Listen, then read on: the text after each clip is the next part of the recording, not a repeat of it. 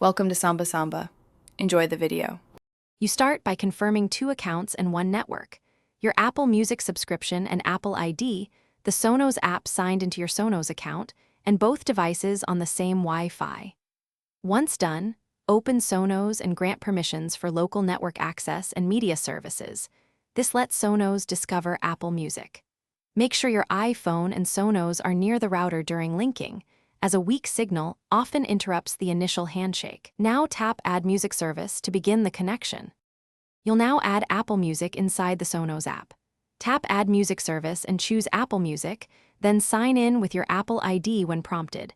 This authorizes Sonos to access your library and playlists. After authentication, select which Sonos rooms should appear and set your preferred default speaker or group.